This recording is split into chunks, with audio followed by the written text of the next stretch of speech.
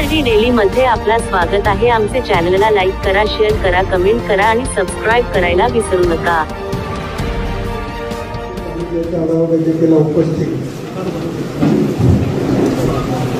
राष्ट्रवादी काँग्रेसचे जिल्हाध्यक्ष, जिल्हा बँकेचे संचालक, नांदेड दक्षिणचे माजी आमदार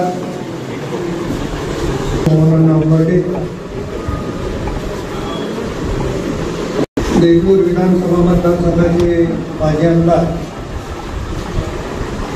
आमचे ज्येष्ठ सहकारी सुभाष सामने, सुनील नानवटे, माजी सभापती आणि आमचे ज्येष्ठ सहकारी बाबूरावजी हेंद्रे,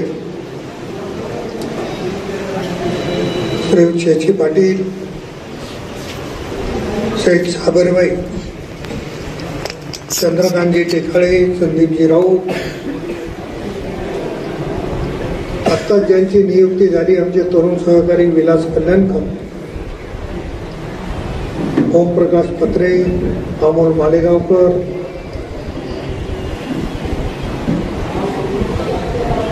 अतिशय सुरेख असं संचलन करणारे आमचे श्री दत्ता नवले,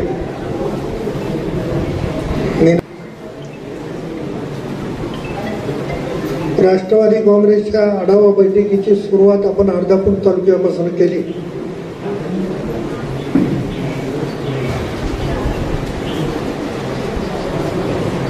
आणि अर्धापूरमध्ये एवढा उत्साह कार्यकर्त्यामध्ये आहे, किंबहुना तो वाढेल याच्यामध्ये एक पैशाची मला मनात शंका नाही। अनेक वक्त्यांनी जिल्हा परिषद आणि पंचायत समितीच्या निवडणुकीचा उल्लेख केला। यापूर्वी अर्धापूर तालुक्यामध्ये 2 जिल्हा परिषदेचे सर्कल आणि 4 पंचायत समितीचे गण होते, पण आता 3 जिल्हा परिषदेचे गट आणि 6 पंचायत समितीचे गण झाले।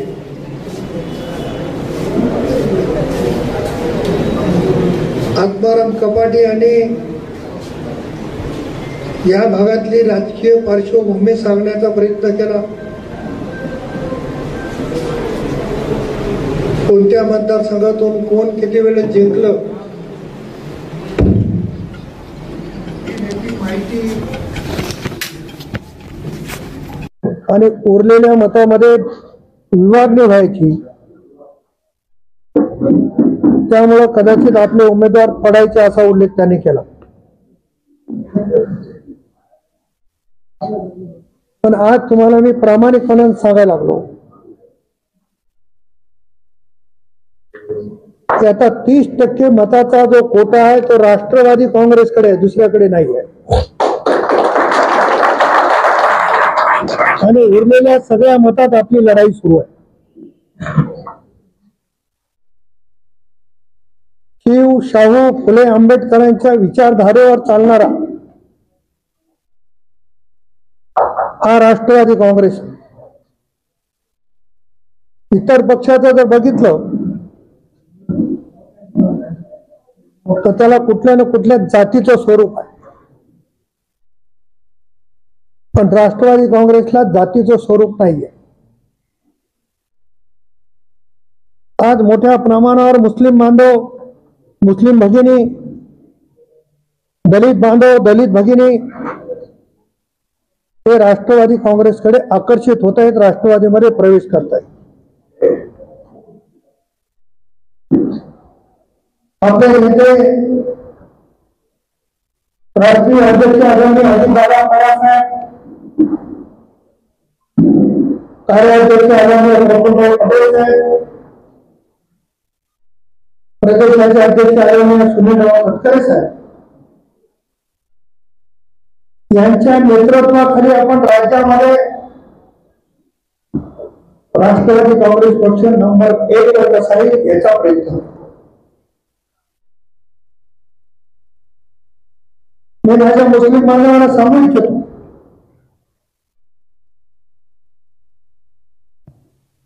विधान परिषदेच्या म्हणजे एमएनसीच्या 2 वेळा राष्ट्रवादी काँग्रेसच्या वाटेला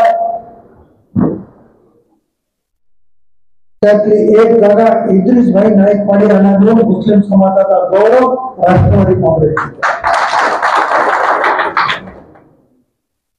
नवाब मलिक साहेबांची कन्या सन्ना मलिक त्यांना तिथून निवडून आणलं. बाबा सिद्दीकीचे चिरंजीव थोड्या मतांनी तिथं पराभूत झाले. हसन मुश्रीफ साहेबांना मंत्री केलं. त्याचा अर्थ राष्ट्रवादी काँग्रेसचा बघण्याचा दृष्टिकोन आपण समजून घेतला. आता कोण्या पक्षांनी मुस्लिम समाजाला प्रतिनिधित्व दिलं याचा आपण अभ्यास करा.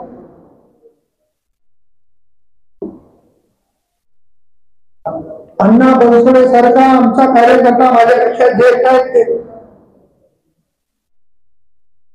पानटपरी चालवत होते. आज विधानसभेचे उपाध्यक्ष म्हणून राष्ट्रवादी काँग्रेसने बनसोडे साहेबांचा सन्मान. आदिवासीमध्ये असेल, नरवणे झिरोळ साहेब असतील, अनेक समाज सगळ्या समाजाला प्रतिनिधित्व देण्याचं काम कमी जागेमध्ये सगळा समाज कसा बसवता येईल याचा प्रयत्न आदरणीय अजितदादांनी त्या ठिकाणी केले. म्हणून मी जिल्ह्यामध्ये फिरत असताना सगळ्या ठिकाणी मोठ्या प्रमाणावर प्रवेश होत आहे. आता अर्धापूरमध्ये हा कार्यक्रम होतोय. अनेकांना वाटेल त्याच्यातले काही नौके त्याच्यातले काही असे आहेत, हे काय मला टक्कर देणार आहेत. आमच्याकडे तर गडगडीत संपत्ती आहे आणि संपत्तीच्या जेव्हा काही करू शकतो. निवडणुकीमध्ये संपत्तीचा वापर होतो, पण संपत्तीशिवाय देखील प्रताप पाटलासारखा माणूस खासदार होऊ शकतो.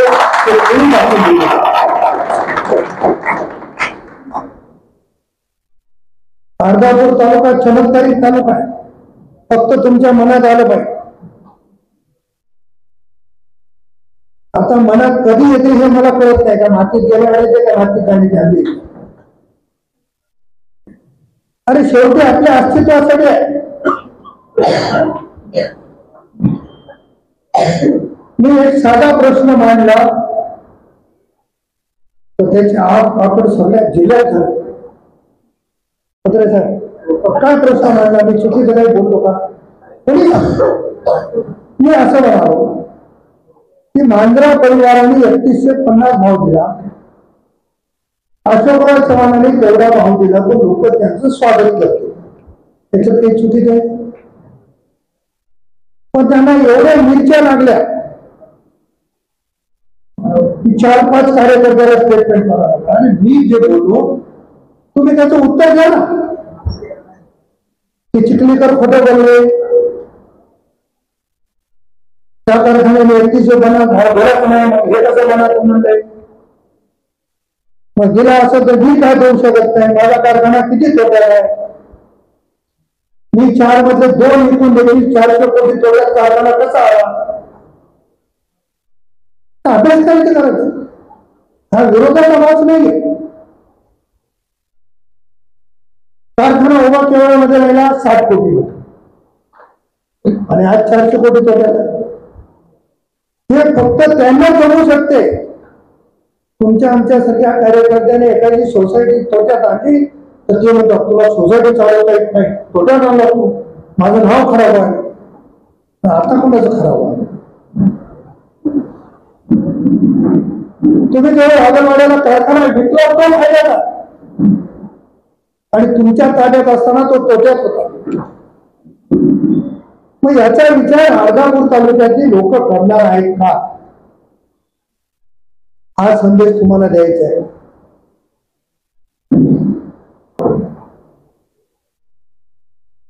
आदरणीय शंकररावजी चव्हाण साहेबांपासून यांच्याकडे सत्ता. आजही अर्धापूर मध्ये येताना कमरे एवढ्या खड्ड्यातून यावं लागतं. आत्माराम तुम्ही यांचे टूर करा बारामतीला, सगळा खर्च करू आपण. तुम्हाला जर बारामती मतदारसंघात एक खड्डा दिसला तर तिथून मला फोन करा.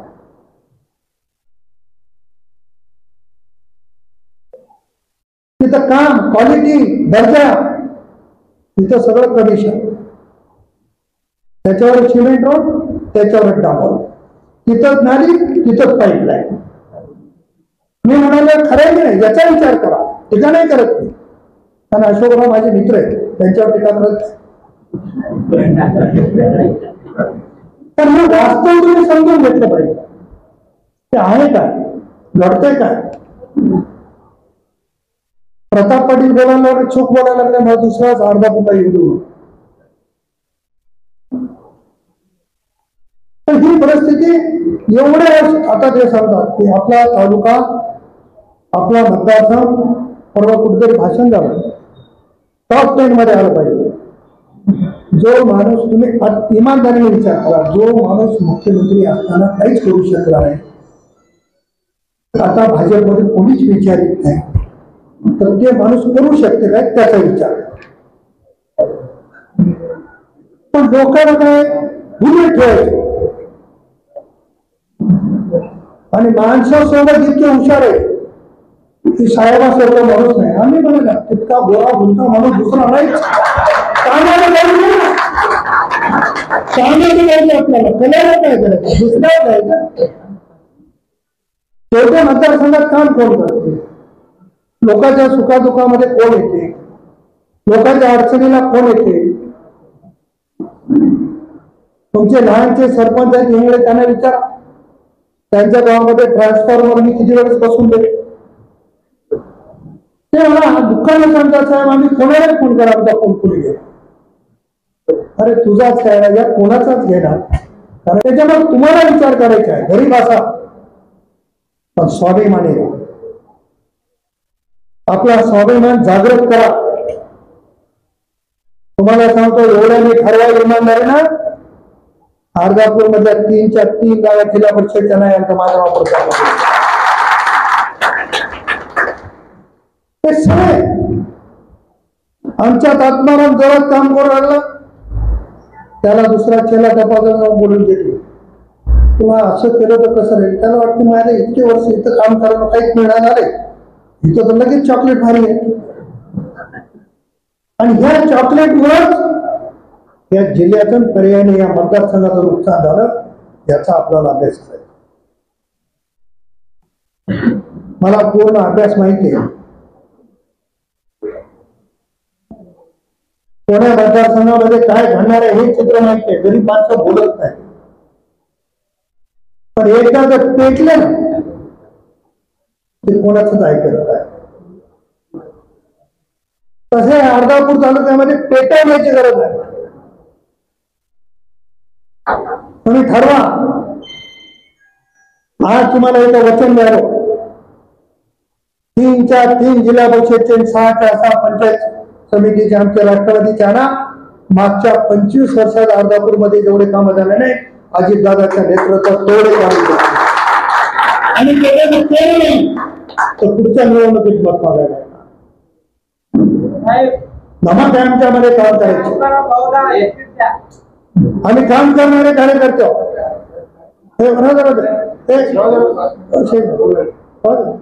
आम्ही काम करणारे कार्यकर्ते. शेवटी काम करणाऱ्याच्या पाठीमागे राहिला पाहिजे. त्यांना पक्क माहिती झालं. पूर्वी शरद जोशी साहेबांची शेतकरी संघटना होती. आता इथे संघटनेत कोणी काम केलेला कार्यकर्ता असं आठवा, बाबूराजे आहे. शरद जोशी साहेब म्हणायचे, एका दाण्याचे 1000 दाणे करणारा शेतकरी. हे अशोक चव्हाणचं तसंच आहे.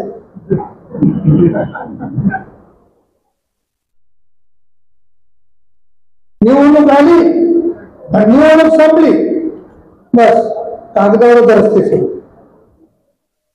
आणि विचारायची कोणाची ताकद नाही. माणूस मोठा आहे, पण मोठं कोणी केलं. या लोकशाहीमध्ये मोठे करणारे तुम्ही आहे, लहान करणारे तुम्ही आहे. मला कोणी निवडून दिलं आणि पाळलं कोणी? ही लोकशाही आहे. लोकशाहीमध्ये आपण चमत्कार करू शकतो. तो चमत्कार तुम्हाला करायचा आहे. मला खात्री आहे टीम सगळे नव्याने उभा राहते आहे. बाळासाहेबांनी सांगितलं की आत्मारामला बळ दिलं पाहिजे.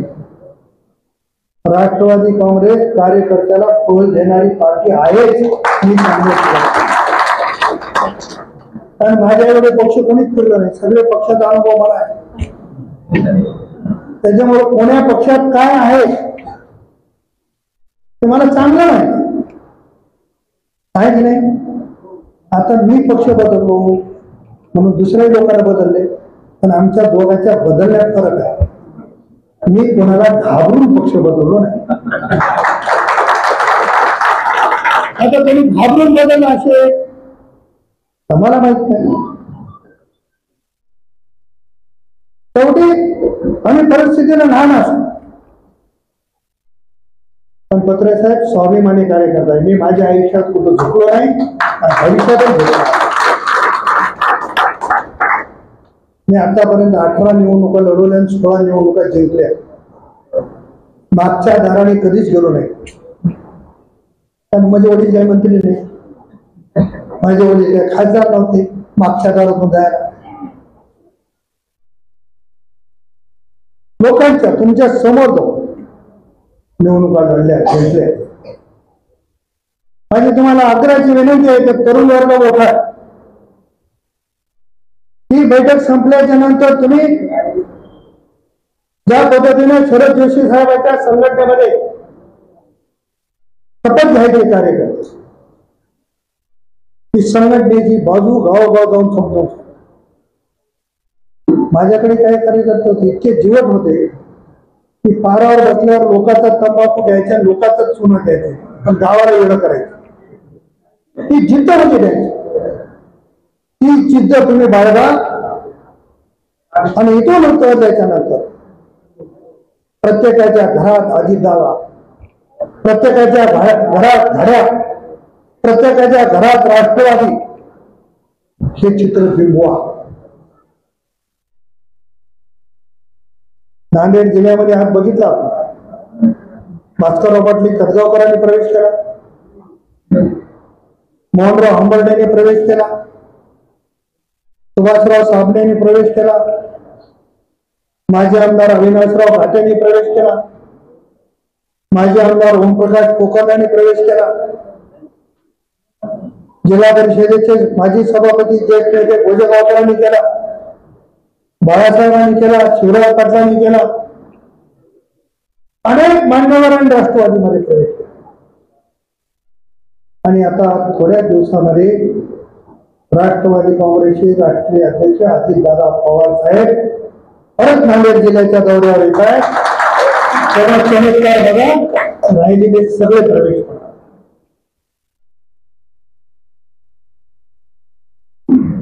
म्हणजे हा लोढा का वाढतोय की सगळ्या जाती धर्माला घेऊन चालणारा पक्ष म्हणून राष्ट्रवादी काँग्रेस आणि त्याची निवड लोक करतायत.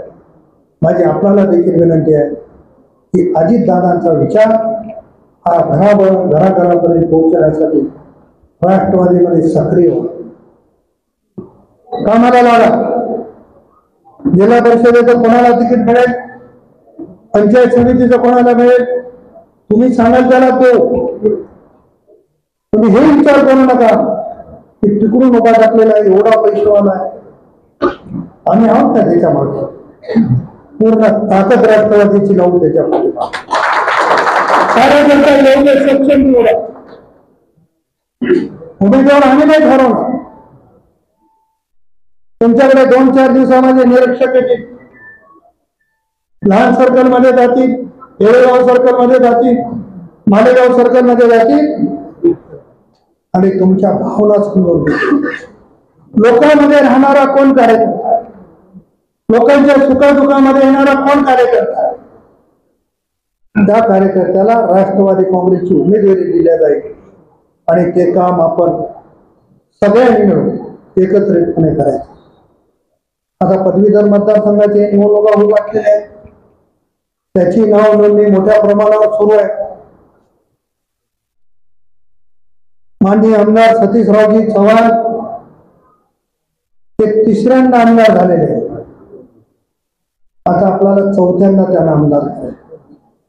त्यासाठी राष्ट्रवादीच्या कार्यकर्त्यांनी सगळ्या पदवीधरांची नोंदणी त्या मुदतीमध्ये करून घ्यावी अशा पद्धतीची विनंती आहे.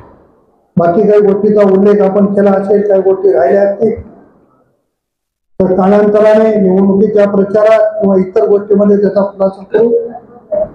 ज्यांची ज्यांची आज नियुक्ती झाली त्यांना एकच सूचना आहे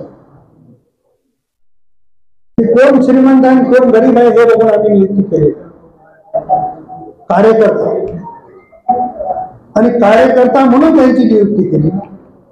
त्या कार्यकर्त्यांनी आतापासून इथून उतरल्याच्या नंतर राष्ट्रवादी काँग्रेस कशी बळकट होईल याच्यासाठी काम करायचं. आणि मला खात्री आहे की मी मनामध्ये घेतल्याच्या नंतर ऐकलं का, मला खात्री आहे की राष्ट्रवादी काँग्रेस जिल्ह्यात नंबर 1 चा पक्ष होणार आहे. पण अर्धापूर तालुक्यात आणि भोकर विधानसभा मतदारसंघात देखील राष्ट्रवादी काँग्रेस नंबर 1 चा पक्ष होईल आणि ते काम करण्यासाठी सहकार्य करावं अशा पद्धतीची विनंती करतो. आता बाकी गोष्टीवर काही बोलणार नाही. आणि माझा बोलण्याचा राग अशोकरावांना आला असेल तर अशोकरावांनी कारखान्याची स्थिती लोकांच्या समोर सांगावी अशा आग्रहाची विनंती करून थांबतो. जय हिंद, जय भारत.